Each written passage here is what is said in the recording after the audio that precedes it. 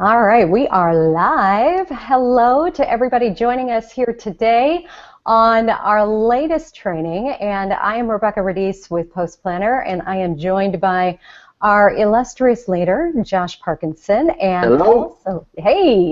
also today, Scott Ayers, the man behind The man. behind customer support. Really, pretty much everybody has spoken with you that has been here, been around at least for a little while, Scott. I think we've all interacted with you. So excited to have you on today and offer some feedback. And before we dive into today's training, Josh, I know you wanted to give us a little bit of a background, maybe a recap of our previous trainings and bring us up to speed where we are today. Sure. I think it's important, every time we do one of these boot camps, kind of review quickly what we talked about before, because it adds a lot of good context for what we're going to talk about today and in the next ones. So let's review real quick where we came from. By the way, with all of our boot camps, we do blog post summaries of them. So this is the summary of the first boot camp, and in that boot camp, if you'll remember, I'm going to share my screen real quick here.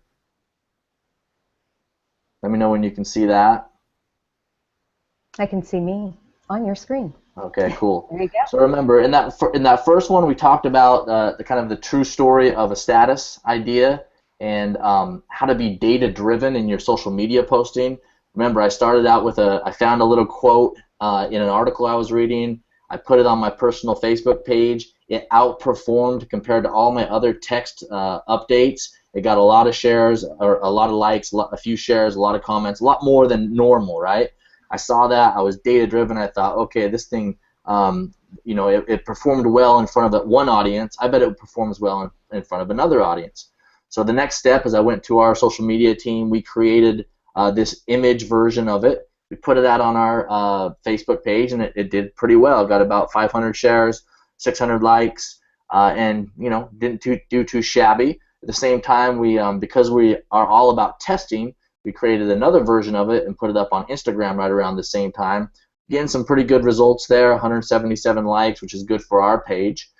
And then a month later, since we saw that this outperformed on our Instagram account, so we being data driven like we are, and being so interested in audience testing, we saw that it did well on Instagram, so we put it up on Facebook, on our Facebook page. Remember, exact same content as the one we put before, but this time with a different background, different colors, and a picture of a surfer.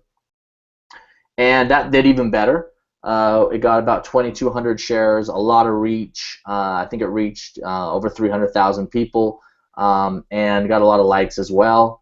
So big success going back to that original test that I ran, and when I posted this, I didn't really think of it as a test. I thought, okay, this is a cool article. You can see I shared the article there down there at the bottom with the bit.ly link, but I just shared a quote from it, and I wasn't thinking of it really as a test, but I thought it was cool. I put it out there. It outperformed, and being data driven and in social media marketing, what's my next step? Well, obviously I think, wow, this is performing well on my page. It's being audience tested here. It's going to perform well on any other audience, I bet. So that led us to create these graphics. And then what happened after that? Well, a much bigger page called 9gag. Some of you guys probably have liked this page. They share some pretty entertaining content. They actually grabbed the same exact quote from our graphic, put a picture of Oprah at the top, put their via 9gag at the bottom, and what would you have predicted if you were 9gag doing this before you'd posted this and you saw how it performed on Post Planner's page and Instagram? Well, you could have been predictive and said that, well, it performed well for this audience. Our Facebook page has about 300,000 likes. You could say, look, it performed well on a page with 300,000 likes. I bet it's going to perform on a page with 30 million or 3 million likes, which is what 9gag has. So they posted it, got 180,000 shares, reached about 30 million people, and that was really the end result of being data driven. And the big takeaway for that first webinar was that you got to be data driven. I cannot stress this enough. It's what our whole app is all about. It's what I tell everybody when it comes to social media marketing. Be data driven. You have to leverage audience-tested content. Remember that. Audience-tested content. Whenever you think about creating a piece of content, whenever you find a piece of content, your first thing that you should think about is, man, how could I get some data? How could I get a test with this? How could I create a test with this content so that when I finally post it on my big page, I have a good idea about how it's going to perform. Well, we build an app that helps you do that. You can do that inside of Post Planner, but you don't have to use Post Planner. You can just do exactly what I just showed you. Test something on your personal page, your personal profile, see how it does, and graduate it up to bigger pages. The whole point being, hey, be data driven. You don't have to create everything from scratch all the time. You don't have to come up with unique ideas from scratch all the time. You can stand on the shoulders of giants, as we talked about, right? That famous Isaac Newton quote. He said, "I've seen further. If I've seen further, it's because I stood on the. It's by standing on the shoulders of giants, right? He stood on the shoulders of all the scientists that came before him. You should do the exact same thing as your social media marketing, your content marketing. Go and see what is working. See what has been tested against audiences, and use that content. Use audience-tested content. Create new content based upon that data, upon those tests." And I promise you, you're gonna kick ass. So that was what bootcamp number 1 was all about. Bootcamp number 2 is we kind of jumped in, and let me show you the blog post on that. Remember, in these blog posts, you can actually get the video of the webinar. So go ahead and do that. Let me go back to the app. No, actually, I'll share. I'll get back on camera so you can see my mug. There we are. All right. So boot camp number 2, we talked about how to basically find giants to stand on. We jumped in and I showed you some techniques for finding Facebook pages. For example, you can go into a Facebook page, like it, and then Facebook will suggest 20, 25, 30 other pages like that.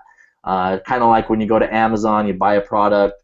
They say other people who bought this also bought this. Same thing works on Facebook for finding pages in a niche. In webinar 2 we did the hypothetical situation that we were running a health, wellness, and nutrition business. So we went into Facebook, we found a bunch of pages. We also used Post Planner's search feature, which lets you search for pages based upon the name of the page, keywords. You can search for hashtags. You can search for Instagram handles, Twitter accounts, etc. So you can do that inside of Post Planner. But you can also use Google, right? You can do stuff like the 10 best Facebook pages for health and wellness, best Facebook pages for nutrition. You'll get a lot of great results. Best Instagram accounts for health and wellness. Use that kind of stuff, and you can find a lot of great pages. The whole point of doing that being that you're looking at these pages as those giants whose shoulders you're going to stand on, right? You're going to go there, you're going to see what content they're posting, what has outperformed, what kind of stuff is performing best, and then you can make better decisions about what you post.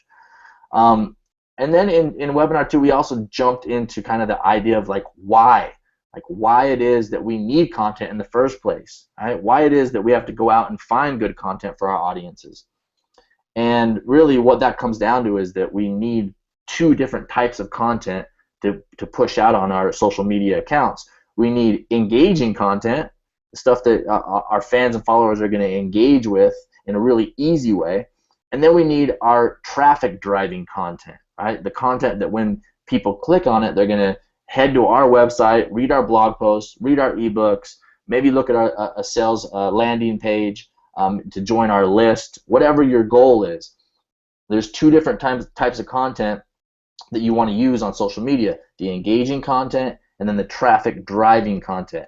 I like to refer to those as chum and baited hooks. We talked about my fishing metaphor last week. Let me share this one here one more time so you got that.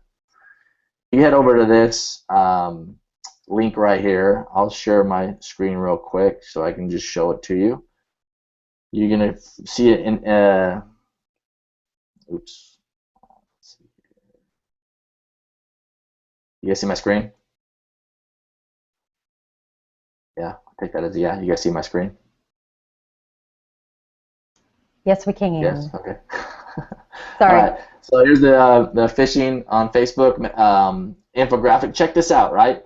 The whole idea is that you put out the chum, which is your engaging content, right? Your viral images, your inspiring, entertaining content, videos, status ideas, the kind of content that gets people engaging, which means clicking, sharing, liking, commenting, right? And then in between that content, you drop in what I call your baited hooks, which are the traffic driving content, the content that brings people back to your website so you can eventually turn them into customers. So we did have a little bit of criticism of this metaphor, which I totally understand. Someone chimed in last week after I explained this metaphor, and they said a legitimate criticism, which is, look, people aren't mindless fish, right? You shouldn't. It's not, ethical to treat people like they're, not people, and they're just mindless fish, and you're just trying to manipulate them and catch them. And I totally get this criticism, and I agree with it. That's not really what I'm trying to do here. The point of this metaphor is, that you're what you're trying to do here in social media marketing is that you're trying to influence behavior, right? You're trying to get people to do things. That's what you do in business every day, right? You're trying to get people to do things, mainly to buy your product or to buy your service, right? You're trying to influence their behavior. And for me, this fishing metaphor is kind of a nice way to think about it in terms of social media marketing. What are you doing with this chum? Well, what are you doing with your engaging content that you're putting out there? You're trying to influence the behavior of your followers and fans to get them to click and engage with your stuff, right? To share your stuff, to leave comments, to start conversations with you, to get to know you better, and also to create more exposure for your content by sharing it with their friends, commenting on it, and therefore it gets shared in the news feeds of their friends. Get more exposure. You're trying to influence their behavior, and that's really what this metaphor is all about.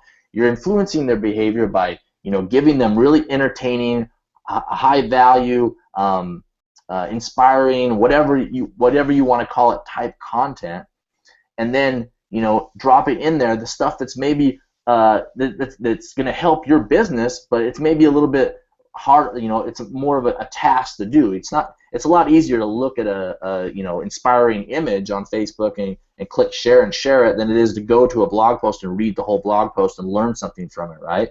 Or to go to a landing page and download an ebook. So I kind of think of this same metaphor when in other venues of my life, right? I used to be a teacher, and I used the exact same tactic when I was teaching. I would throw out chum for my students while in the classroom. I'd throw out things that are kind of more easy to consume. I'd use a lot of humor, get them to laugh, get them engaged, and then I would drop out. We'd jump into the book and read a piece of philosophy or literature, right? That's a little bit harder and takes a little bit more work.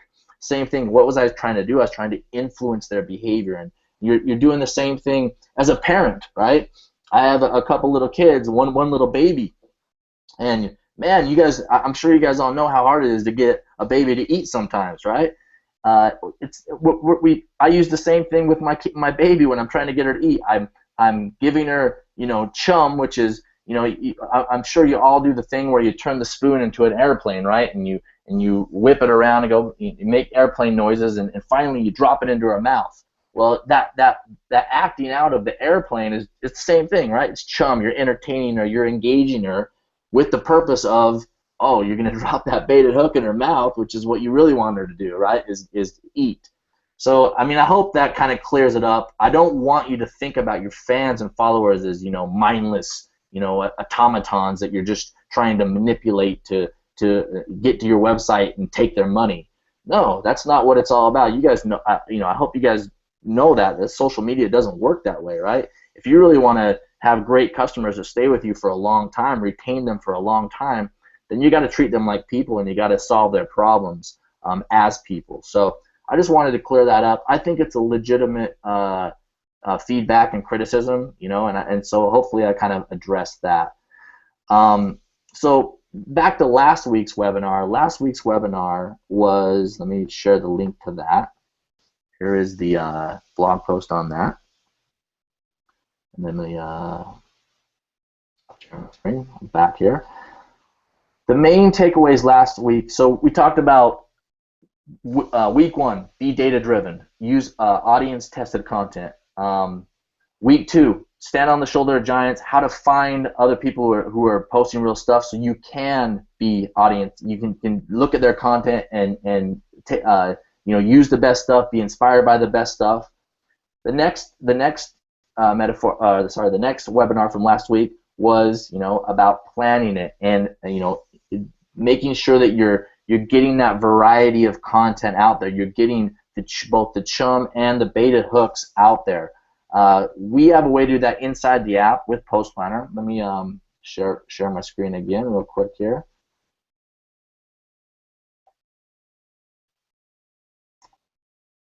So here's the app. You can see that we have our Find section where you find content. We have our Plan section where you create a plan, and this is what we talked about last week. I'm going to put the Post Planner fan page plan there. There it is. This is what allows me to automate my 2 types of content, my engaging content and my traffic driving content. For us, engaging content are photos, right? Those don't drive any traffic to our website. They just encourage a lot of shares, a lot of likes, a lot of engagement. It makes our fans engage, makes us reach more people because of the Facebook algorithm. And it works the same on other social media sites as well. If you get more engagement on half your content, then the other half of your content is going to reach more people as well. You're just going to build more followers. You're going to have a more engaged audience. So we do this on Facebook. We put out it looks like 5 images a day and then 4 links. Those links are all to our blog posts, so taking people back to our website. We engage them. We throw out the chum. And then we drop in the beta hooks with our links. This is all automated, and that brings me to my next takeaway from last week, which is batching. Right? What this does is it allows you to batch your tasks. So you can go into Post Planner in the Find section, and you can just concentrate purely on finding images, right?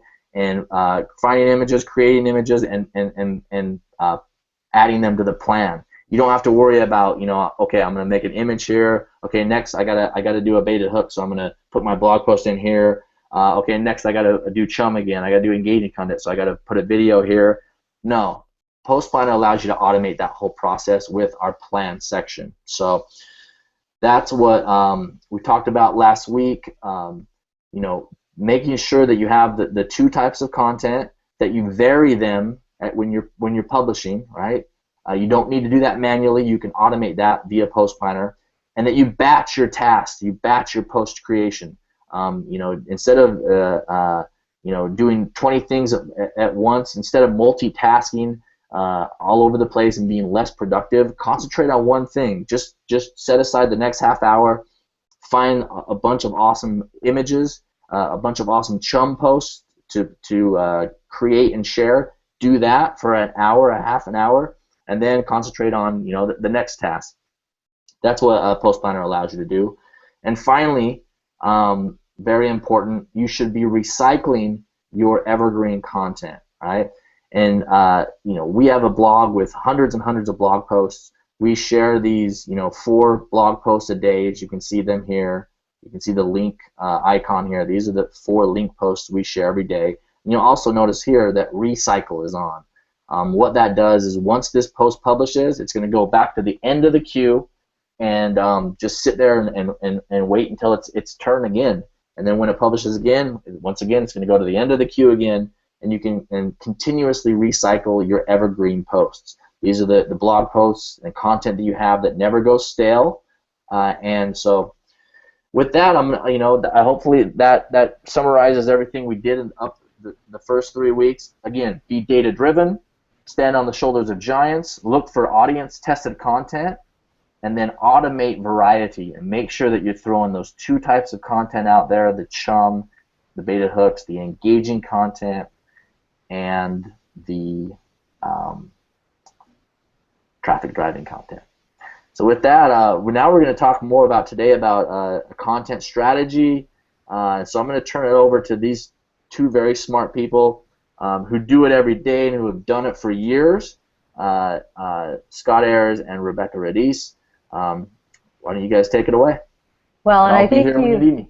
Yeah, you walked us perfectly into talking about exactly that, which is, really now how to strategically pull this all together so that you're not running around and stressed out and feeling like you're spending a ridiculous amount of time finding all of that great content and getting that great content planned, and really figuring out how to manage all of your social media on a daily basis so that you can save time with a posting strategy. And as we talk about so much, it's about posting on purpose. So instead of haphazardly trying to find content that may or may not be what your audience is looking for, using this proven content that you can predict what that outcome is going to look like, and with a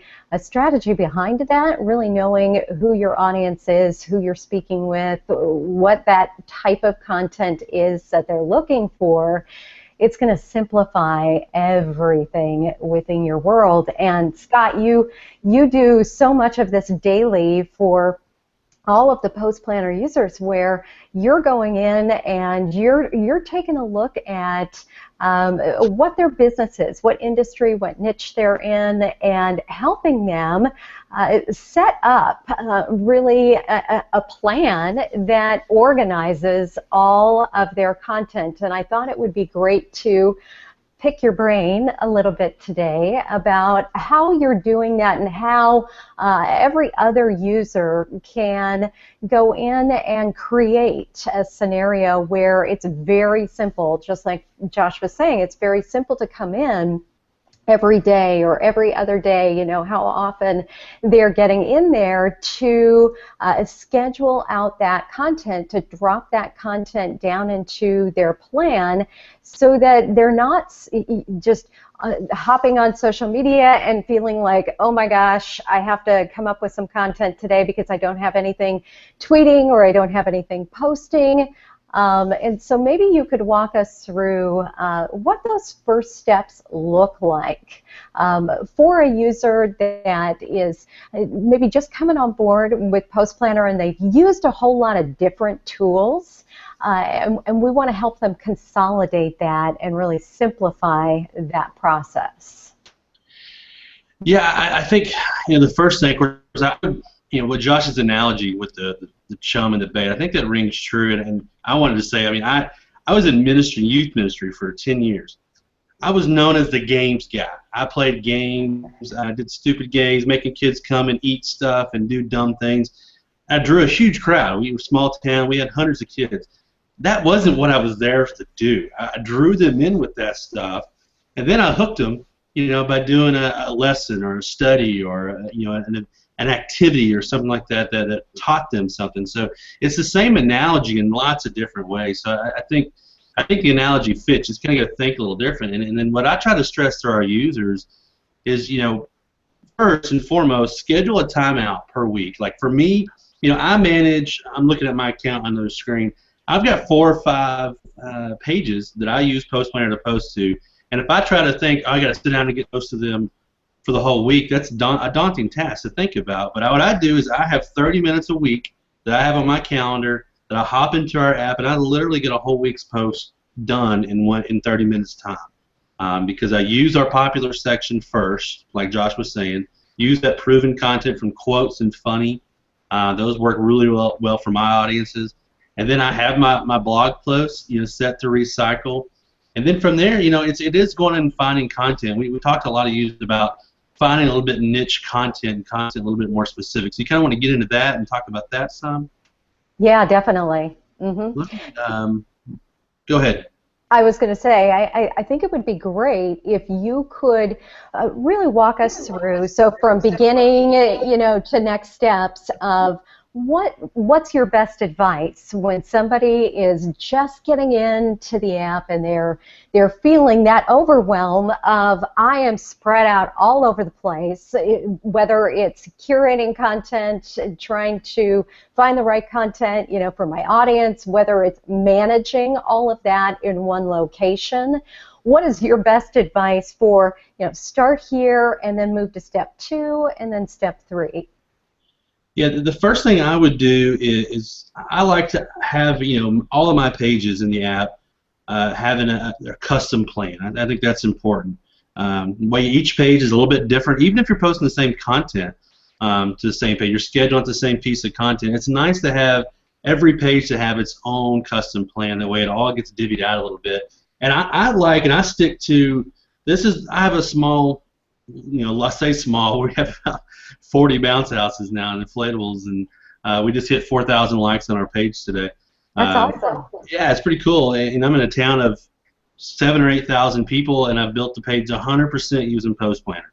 And so I stick to this schedule here, which is very similar to our default schedule that we give people, where I'm doing 2 photos a day and a link a day, because I don't have a lot of blog posts. We have 10 or 15 that I recycle through. But then I post photos throughout the day, either the engaging photos from Popular, and then I mix in a photo of my own, of the units. And now how it works out for me when it's all said and done, I'll show you how I do it. But when I look at my page, like I went in this morning, literally I only had about 9 posts, so I planned 70 posts in about 30 minutes because I know where to get the content. It doesn't take me a lot of time to come in and find it. And so I divvy things up like this. And so this is kind of a real world version, a live version of what Josh was talking about. This photo here came from our funny section on the page, on our Popular section. And then I have a link in between that goes over to a blog post that's talking about something related to my industry.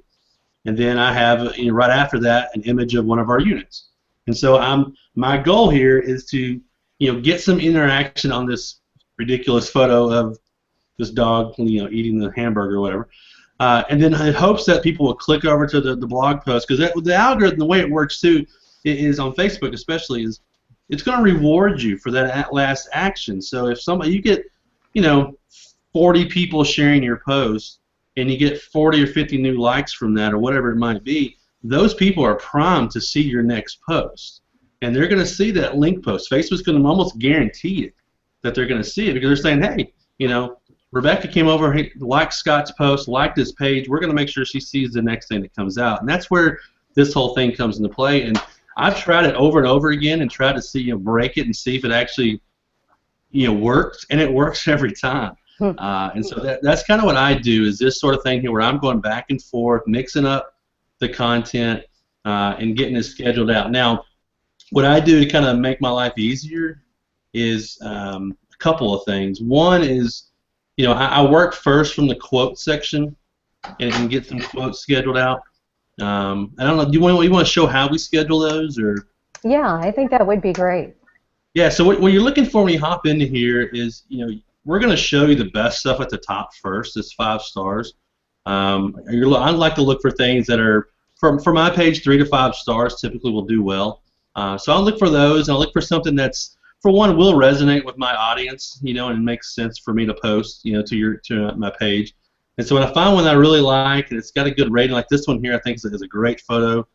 So I hover over it, I click share, make sure I click, select the page that I want to post it to. Your text you put in here is almost as important as the photo. I think people forget that sometimes, where, they just want to post it like this, but you don't get any reactions. So you want to post something here text-wise that's, asking a question or leading people to respond. Try. Oh, I think we lost Scott and his amazing internet. Maybe he'll jump back in here.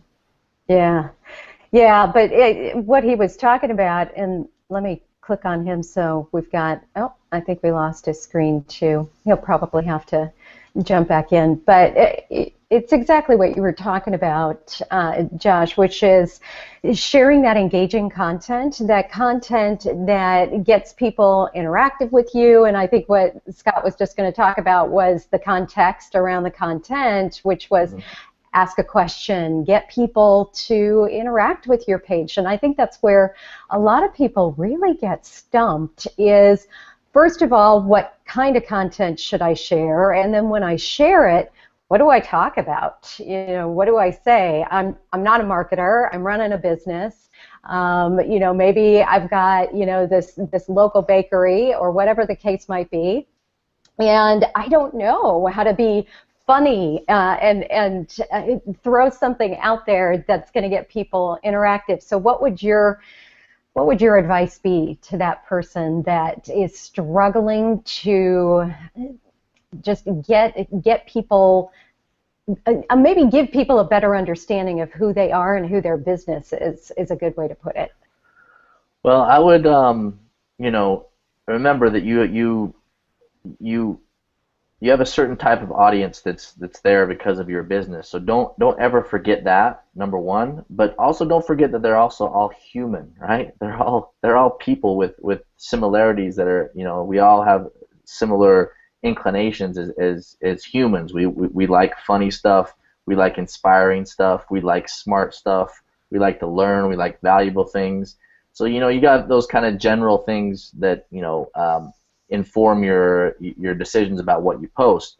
I think in terms of what Scott was talking about, like putting a status around next to that piece of content, next to the image, next to go with the image, to go with the link.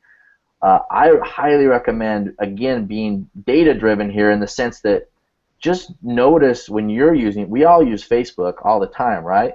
You should be, kind of having your second self like hovering behind you and watching yourself use Facebook, and notice what kind of statuses like catch you.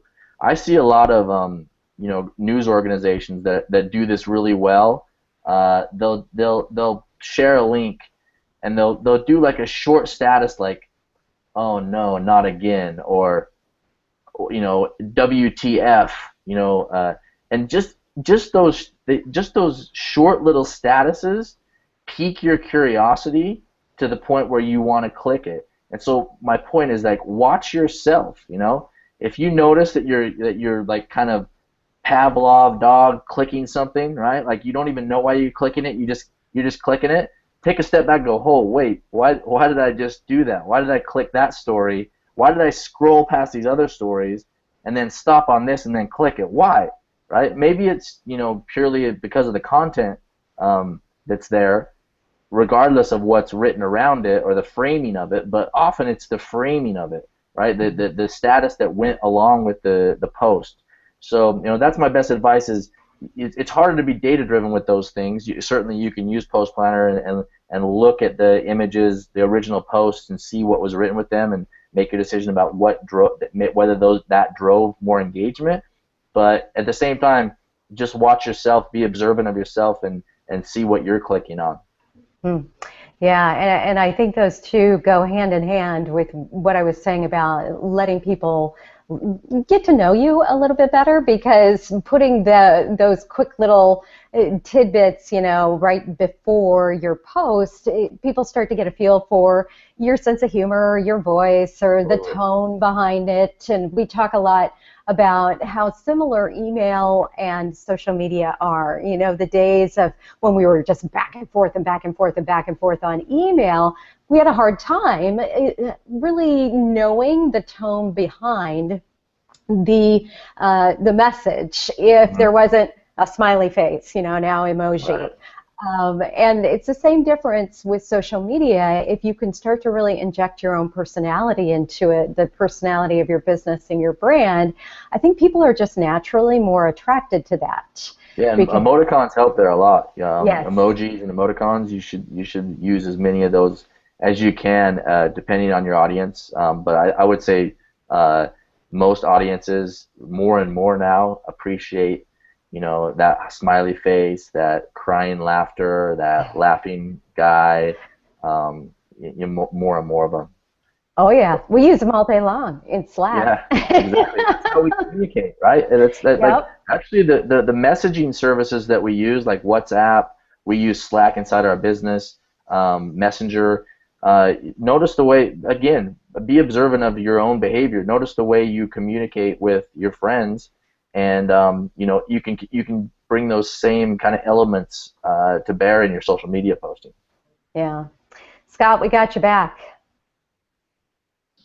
Yeah, I had to go give the mice some cheese to get the internet working. Yeah. Sorry about that. No problem. We just kind of picked up where you left off or dropped off. Yeah. So I mean, I do think what Josh said is perfect. You do got to know your audience, so I think that's important for and I think too, I think our app really, really works the best for smaller businesses in a lot of respect, because you can find content that's closer to your niche sometimes. Like for me, in the bounce house business, my main customer is moms. So I want to post. I want to post stuff that moms are going to share, to their friends. And so that's why I look at these quotes a lot, and that's also why if you look at my content section over here, where I can share it here and say, it's ridiculous, because I've spent a ton of time creating tons of folders with specialized content, and in here, I've got teacher sources, I've got parents, I've got moms, I've got all kinds of things. That way I can go to some of these customized stuff and find things that maybe are a little bit more related to moms and get moms to do. And I did this all inside the app. I didn't, find it outside in Facebook or Twitter. I did all this inside the app and created these folders. And that's the kind of stuff that you should be doing as a user, is spending some time and searching and finding some content a little bit closer to your niche. That way you have a mix of stuff from our popular content, mix in with your own content, and then mix in with this stuff that maybe aligns a little bit more to your audience, and it gives you this cool mix, of things on your page, and it really is helpful for me, especially on this business. And I even have, and this always makes people laugh, I actually have a Facebook page dedicated to Bigfoot, which most people think is ridiculous, but I started as a joke, and now the page has thousands of likes, and I went, okay, what do I do with this silly page? And so I went, well, I'll just put Post Planner to work for it. And I just come in here, I've got a bunch of sources from other Bigfoot pages that I've added, to this folder. I just post these photos from them, mix them with a bunch of affiliate links to Amazon that I have recycling. I don't ever touch them. And that silly little page, pays for dinner once a month for my wife and I, running on autopilot in a sense. All I do is spend 20 minutes a week, queuing up some photos, and I'm done, and people are active on it, and they share the stuff, and they'll comment on something controversial, especially about, these guys. If you watch Finding Bigfoot, you'll know who these guys are. Kind of the Scooby-Doo of reality TV. And so, it's been an interesting experience to try to play around with the digital side of stuff like this instead of a local business. But there's all kinds of content to find in here related to your niche. And I think that's important to take that time when you start out as a user. Say, all right, I'm going to spend 20, 30 minutes and do some searching, add in my favorite sources, from Facebook, from Twitter, from Instagram, and create some folders. And that way now, for me, I don't go anywhere else to read blogs. I don't go anywhere now. This is my hub. I come in the Post Planner, and this is where I read. Like this one's even called Social Blogs to Read. I literally just read all my blogs that I want to read right here. I don't go anywhere else. It's all in this one spot. And so take a little bit of time in the beginning, I think, and you'll have a cool setup that you want to come back to all the time. And that's how it's been for me for 4 years now that I've been using the app. Not just for myself, but for my businesses as well. So I know I went a little off track there, but well, no, because you're talking about the organizational part of it and how you're setting up those folders with similar content, and then you're adding in. So, for example, this Social Blogs to Read, you've gone out and you've found all of these different bloggers that you appreciate, and you're pulling them into one location. Yep. So that you can just quickly and easily, you can, click through, you can go read it, you can share it. Yeah, so that easy for you to click on that, go over, take a look at. Facebook's engineering wizardry, and then decide if you wanna share that. Image, the animated GIF too. That's pretty cool. That is really cool. Yeah. See, yet another thing that catches your eye, right? Yeah. Yeah, but that I think is so much of the power that you're helping people with every single day is, okay, so how do I find content that's relevant to my audience? And then how do I add all of this great content that maybe I've been, trying to keep up with them on Facebook. I've been trying to keep up with their blog. I've been trying to keep up with them on Instagram or on Twitter. And instead of running all over the place and trying to manage all of that content, you can keep it all in one location where you can read through it like you're talking about and then quickly share it. So maybe take us through part of that process. What are the first, I guess, recommendations you would have for somebody that's wanting to find great content, that's wanting to add content? How did you go about setting up your folders? Yeah, first I like to go in and add in the stuff I'm already following. So I'll go to Facebook first. All those Facebook pages that are in my niche that I'm already commenting on, or maybe I even have them in an interest list or something. I just go grab the page URL and paste it in here and add it as a source. That's kind of the first thing I do. And then you can add in like let's say I want to look for Post Planner on Instagram or Twitter. I just add in their username and click on it, and then now I'll see like here's Post Planner's Instagram account, and I can say okay, cool. I like what they're posting. I want to save it. I just click save. And that's going to add it over here as a source now for me to come back to. Now I could drag that into a folder at some point if I want to drag into a folder, but I could leave it individual. I do think the folders make your life easier. As you can tell, I've got way too many individual sources going on in mine. But the cool thing is you can just keep searching for that, or you could do a hashtag search. If you want to, like I did one earlier. So what if I did Tom Brady? I'm sure there's a lot of fun stuff on Instagram about Tom Brady right now. Oh, Leanne would be excited about that. So it's Instagram though, so sometimes you have to wonder what's going to come up. But yeah, so you can come in here and do a hashtag search and say, okay, this is a cool hashtag I want to post about right now, and find things to post on. Like I did one, the Super Bowl.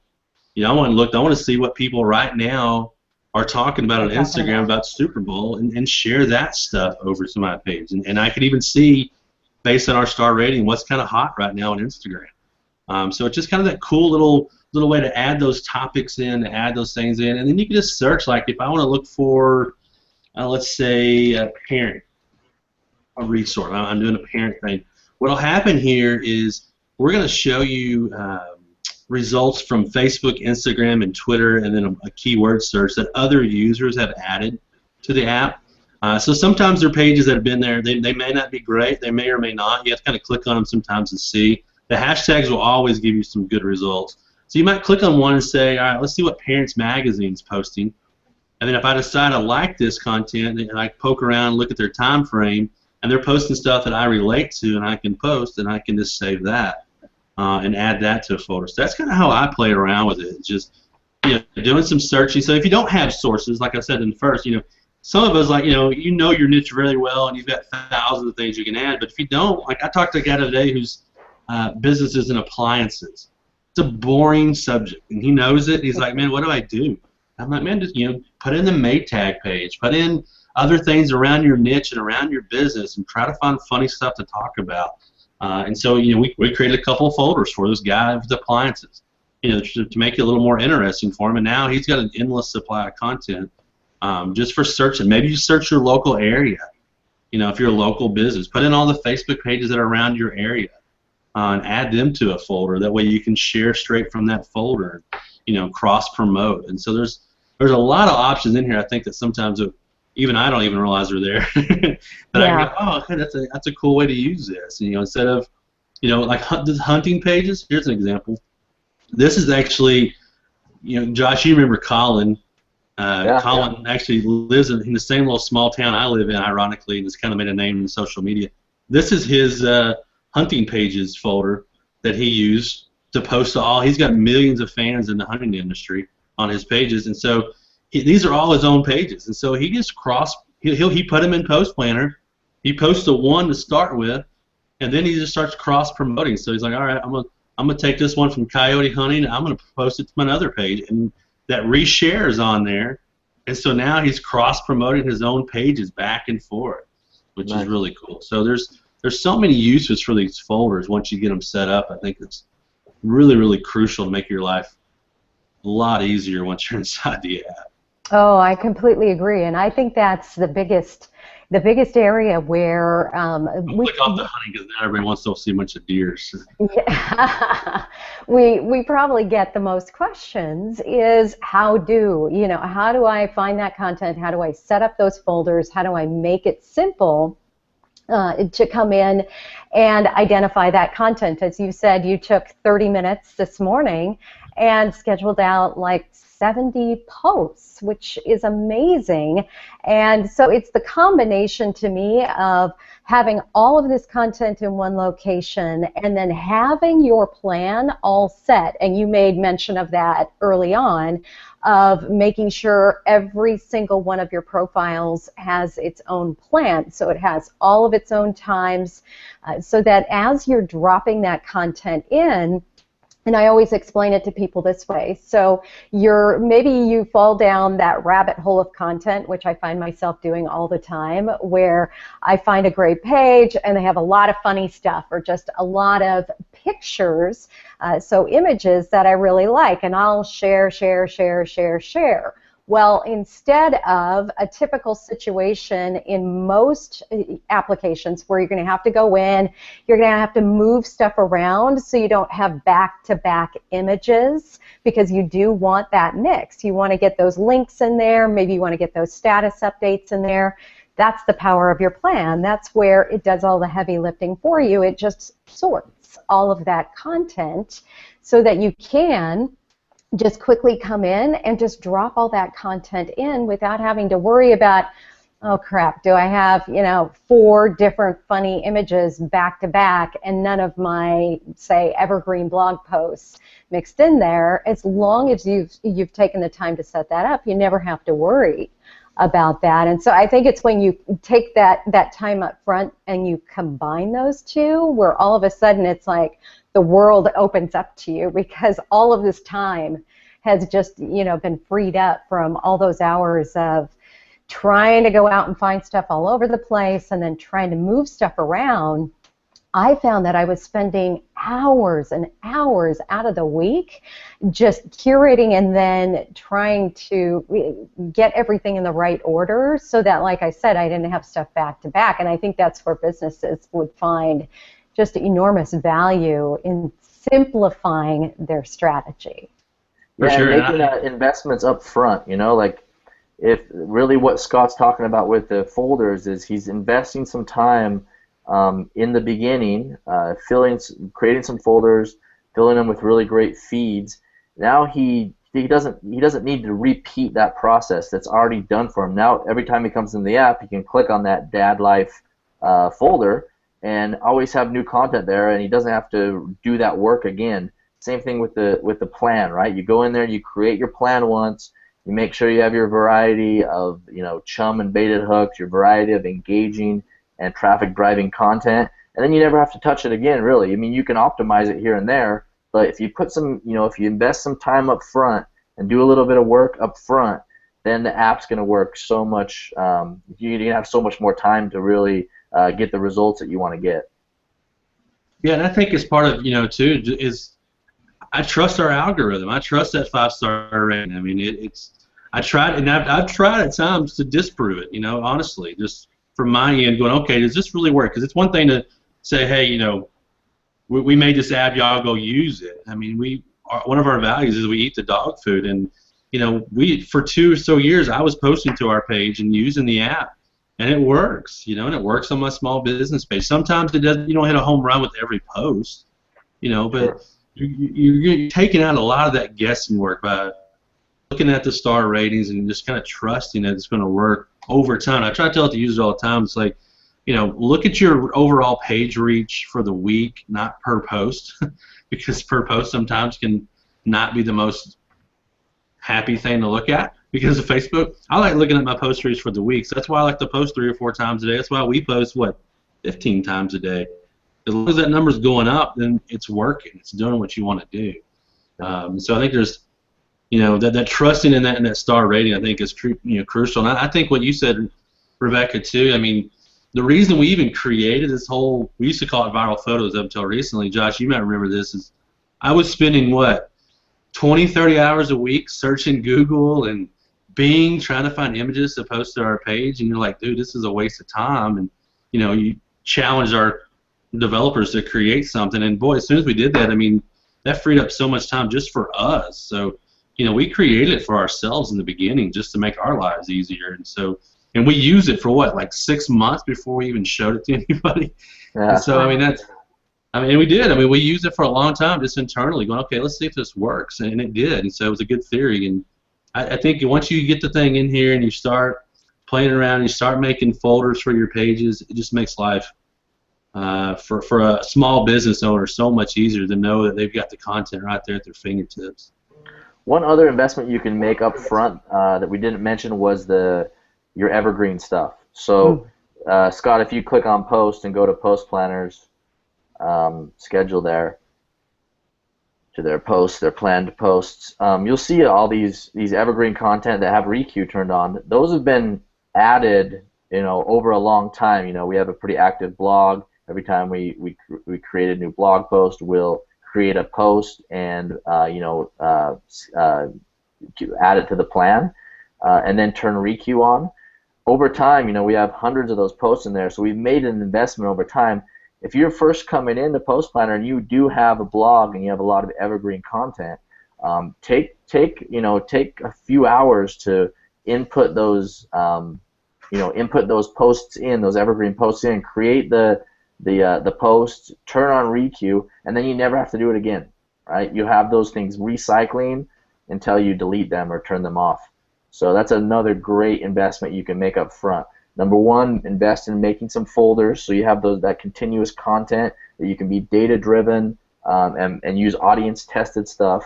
Number two, put some time into creating a really good plan, right, with a nice variety of content. And number three, put a lot of time into getting your evergreen content out there and on with requeue on, so that you have like a steady stream of stuff going out there. And even if you miss a week of maybe you forget to go in and add some photos, but it doesn't matter because your links are still going out.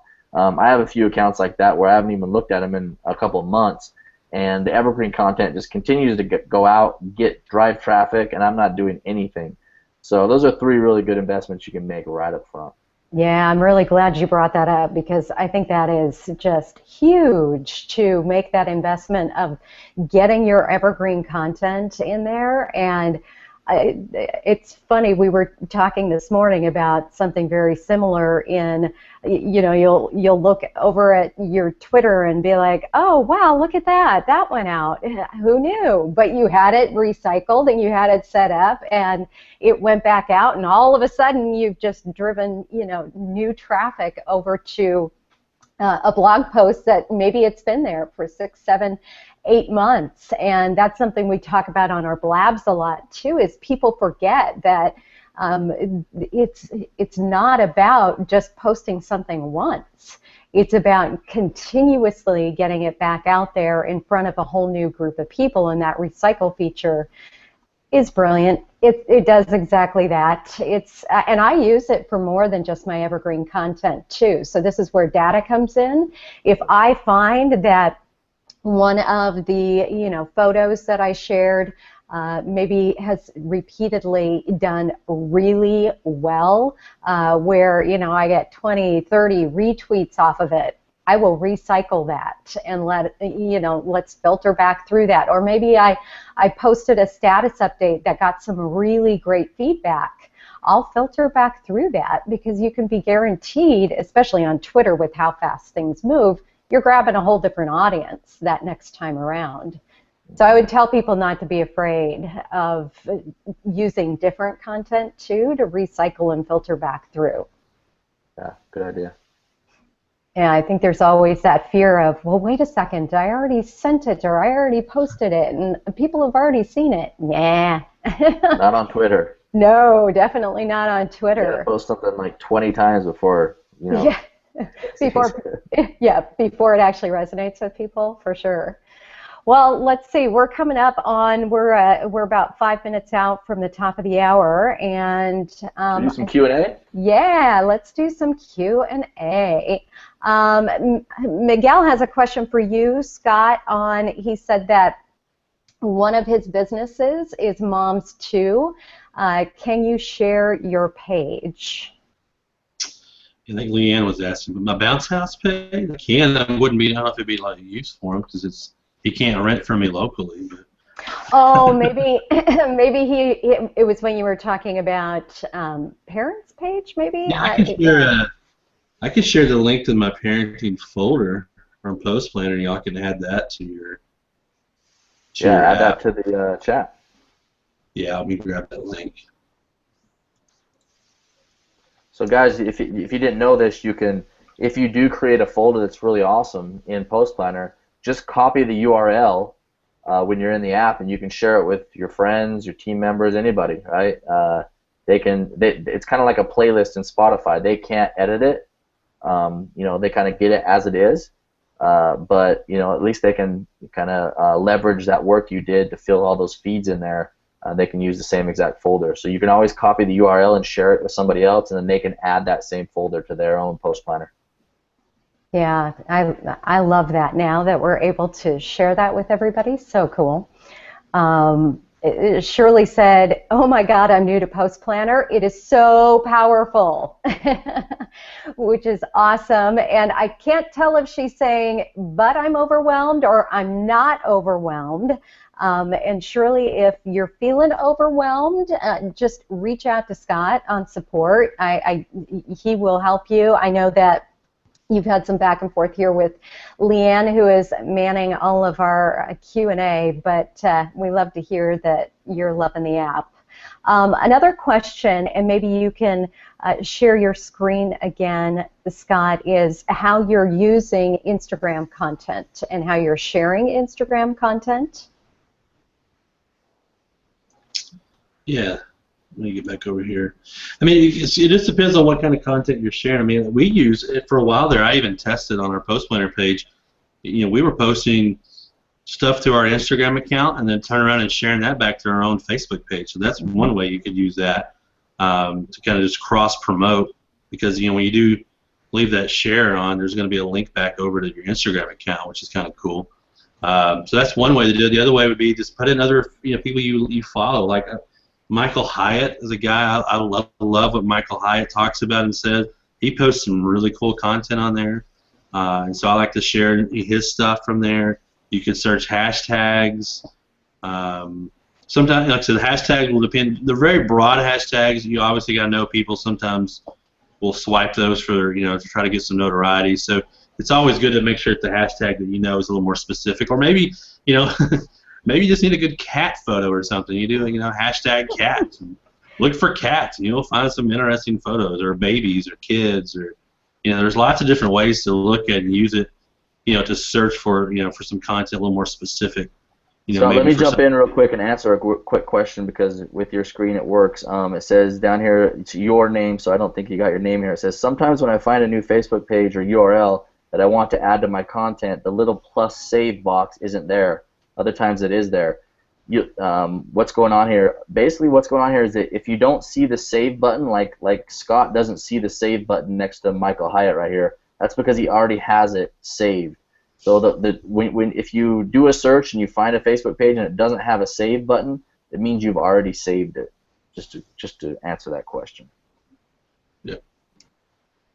And also, if you add it to a folder, then it treats it as you don't have it anymore. Like, so you can add a feed to multiple folders, but you can only have that feed one time in your feed section beneath your folders, right? So if Scott takes that Michael Hyatt and drags it up into a folder, then he can save that Michael Hyatt again and add it to another folder. Just a quick note there. All right, I'm looking to see what else. Let's see. I would like to copy the folder, parenting folder. Where do I copy and paste this? Just click on that link that we put there in the chat, and then just click Save on it. Once you're inside the app, you'll see that Save button. You can save that folder. Yeah, it'll just open up right inside of your app, and just like anything else that you're looking to save, you'll have that Save option that you can just click on. Let's see, a noob question. Let's see. Okay, we can find great content and share it, but we're sharing others' links. So I'm assuming he's asking, are we sharing other people's links as well as their images? Maybe because we've talked so much about images, and you can tell me if I'm not right. But my answer would be yes. I'm sharing all different kinds of other people's content. Oh yeah, definitely. That's one of the best things. You find, blog posts from other people, from third parties, from not from your own blog. They're great things to share with your audience.